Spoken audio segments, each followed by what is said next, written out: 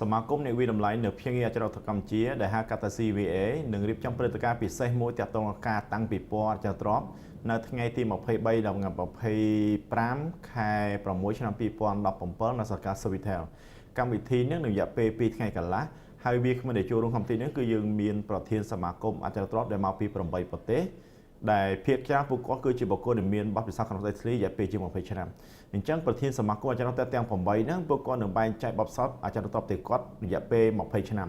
មានន័យថាប្រសិនបើជាប្រធានសមាគមមកពីសិង្ហបុរីពួកគាត់នឹងឡើងមកបោះស្រាយឲ្យសាធារណជនដឹងថាតើអចលនទ្រព្យទៅសិង្ហបុរីតាំងពីឆ្នាំ2007រហូតដល់2017មានស្វីយ៉ាងម៉េចហើយ2017មានភាពយ៉ាងម៉េច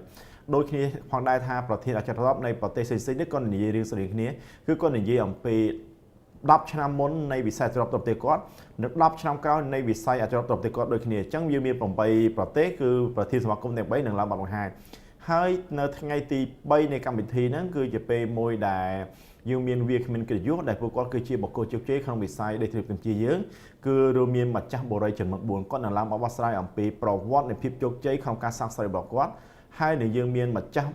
ខុនដូចំនួន4ទៀតគាត់នឹងឡើងមកបោះស្រាយអំពីប្រវត្តិនៃការកកើតដំណើរការខុនដូនិងជោគជ័យរបស់គាត់សរុបជារួមថ្ងៃទី3ជាពេលមួយដែលមានម្ចាស់បូរីចំនួន4នឹងឡើងមកបោះស្រាយបង្ហាញបទពិសោធន៍ជីវិតពិតជាស្ដែងក្នុងវិស័យបូរីម្ចាស់ខុនដូ4នឹងឡើងមកបោះស្រាយប្រធានបទដូចគ្នាអំពីដំណើរការជោគជ័យរបស់នៃការរកស៊ីគាត់ទាក់ទងខុនដូបន្ថែមពីលើម្ចាស់បូរីចំនួន4និងម្ចាស់ខុនដូ4ដែលបានបង្ហាញពីភាពជោគជ័យរបស់ខ្លួនគឺយើងមានវាគ្មិនកិត្តិយសដែលជាបុគ្គលដែលជោគជ័យយ៉ាងខ្លាំងនៅក្នុងបណ្ឌាសៀនគាត់ជាបុគ្គលដែលបានមានបទពិសោធន៍រយៈពេលជាង50ឆ្នាំក្នុងការវិនិយោគលើវិស័យទ្រព្យសម្បត្តិគាត់នឹងមកប្រទេសកម្ពុជាយើងដើម្បីបង្ហាញថាតើក្នុងរយៈពេល50ឆ្នាំនៃការរកស៊ីផ្នែកចិត្តគាត់មានបញ្ហាប្រឈមអ្វីជោគជ័យអ្វីខ្លះដែលគាត់ដឹងគាត់នឹងបែងចែកជូនហើយបន្ថែមពីលើបុគ្គលដែលមានបទពិសោធន៍50ឆ្នាំហ្នឹងក៏យើងក៏មានបុគ្គលមួយទៀតដែលគេបានបទពិសោធន៍រយៈពេល30ឆ្នាំគាត់គឺជាបុគ្គលមួយដែលជោគជ័យហើយ30ឆ្នាំដែលគាត់បានធ្វើគឺគាត់ធ្វើវិស័យដីធ្លីនៅអាមេរិកហើយជាចុងក្រោយគឺយើងមានបុគ្គលមួយទៀតដែលគាត់បានមានអាជីវកម្មផ្នែកដីធ្លីអចលនទ្រព្យនៅប្រទេសនៅបរទេសពិសេសនៅអាមេរិកហើយនៅតៃវ៉ាន់ហ្នឹងគាត់នឹងបង្ហាញថាតើរយៈពេល20ឆ្នាំដែលគាត់ប្រឡូកហ្នឹងមានបញ្ហាអ្វីខ្លះខ្ញុំសង្ឃឹមថាព្រឹត្តិការណ៍នេះនឹងជាព្រឹត្តិការណ៍មួយដ៏ល្អបំផុតសម្រាប់ប្រជាជនកម្ពុជាយើងពិសេសគឺបុគ្គលវ័យក្មេងកម្ពុជាដែលគាត់មានចំណាប់អារម្មណ៍ក្នុងការចង់ដឹងចង់ចេះចង់យល់អំពីវិស័យអចលនទ្រព្យអាចជួយរួមបានអត្ថប្រយោជន៍សំខាន់នៃកម្មវិធីនេះគឺសមាគម CVA យើងបង្កើតឡើងដើម្បីអ្វីទី1គឺយើងបង្កើតឡើងដើម្បីឲ្យមានទំនាក់ទំនងរវាងបុគ្គលដែលមានអាជីវកម្មក្នុងដីធ្លីក្នុងអាស៊ានពីព្រោះជាកម្មវិធីមួយដែលប្រធានសមាគម8ប្រទេសគាត់មកស្រុកយើងធម្មតាគាត់គឺជាបុគ្គលដែលជាប្រធានសមាគមទាំង8ប្រទេសបទពិសោធន៍ពួកគាត់សតដល់20ឆ្នាំទៅអញ្ចឹង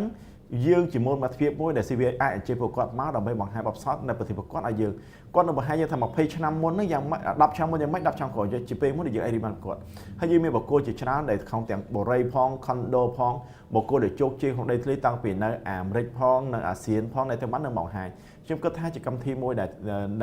អ្នកដែលមានជោគជ័យក្នុងដីធ្លីហ្នឹងអ្នកដែលចាប់អារម្មណ៍ក្នុងវិស័យដីធ្លីអ្នកដែលវិនិយោគក្នុងដីធ្លីឬក៏បុគ្គលដែលតាក់ទងនឹងវិស័យដីធ្លីគួរអញ្ជើញចូលរួមបានច្រើនដោយសារតែកម្មវិធីនេះជាកម្មវិធីព្រឹត្តិការណ៍ប្រចាំឆ្នាំរបស់សមាគមដីធ្លីទៅកម្ពុជាយើងរៀបចំអញ្ចឹងខ្ញុំសូមគោរពអញ្ជើញអស់លោកអ្នកនាងកញ្ញាទាំងអស់ដែលចាប់អារម្មណ៍ក្នុងដីធ្លីចង់ដឹងអំពីបញ្ហាដែលការវត្តវិស័យដីធ្លីក្នុងតំបន់អាស៊ាននៅប្រទេសកម្ពុជាសូមអញ្ជើញចូលរួមឲ្យបានច្រើនកក